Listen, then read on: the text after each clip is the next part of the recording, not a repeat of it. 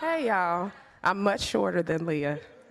My name is Shekinah Mitchell, and the title of my essay is From Red Lines to Brown Circles Again, Reviving the Legacy of Maggie L. Walker for Inclusive Economic Liberation. Cash rules everything around me. Cream, get the money. I knew y'all would have my back on that. So you don't have to be a Wu-Tang Clan fan to identify how these lyrics may illuminate some of our nation's greatest values, money and capitalism. In fact, racism as we know it was actually constructed and fueled by capitalism. Author of How to Be an Anti-Racist, Ibram X. Kendi, calls racism and capitalism conjoined twins. Because whether we're talking about slavery, the prison industrial complex, human trafficking, and the list goes on, this dynamic duo has fueled some of the most treacherous institutions for Black and brown communities in our country. The tethered relationship of capitalism and racism requires that the dialogue about a more racially equitable Richmond includes an honest conversation about money and wealth.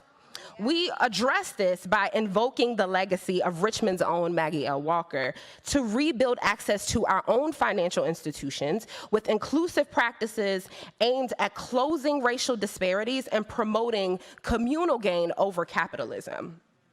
Mariette Allen is quoted saying, "Cash is king, but credit is power." While there is still much work to be done, the faithful advocacy for workforce reform, like increasing the minimum wage to $15 an hour, and a renewed focus on small business investment are pushing us in a more hopeful direction to increase cash flow. However, in today's society, whether building wealth through home ownership, so a mortgage, or through entrepreneurship, so a startup loan, line of credit, business credit card, engaging with financial institutions to borrow money has become a prerequisite for building wealth.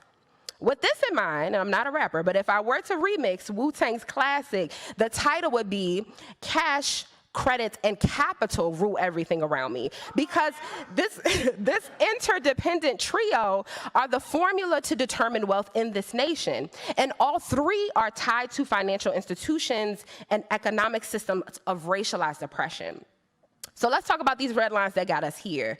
The actual practice of redlining changed the social and economic trajectory for people of color in Richmond and communities across the country, deeply restricting access to mortgages, business loans, and other capital. Richmond's East End, North Side, Jackson Ward, and parts of South Side within closest proximity to downtown were all redlined. These lines were used to divide, to separate, and reinforce racial hierarchies. Although policy has changed for many communities in Richmond, these red lines have not been erased. Through programs like credit counseling and repair and down payment assistance, we have spent our efforts building on-ramps for people of color to be considered worthy by banks. These efforts have made a difference for some families in our community. However, this falls short of justice. Our goals must grow beyond increasing bankability into financial systems built on capitalism, corrupted by racism, and instead stretch to create inclusive communal pathways to economic liberation.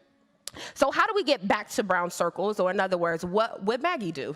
Right? She was quoted saying, "The pennies, dimes, and dollars of one individual may be few indeed, but the combined dimes and dollars of 1,000 individuals change the weak word few into the powerful word many."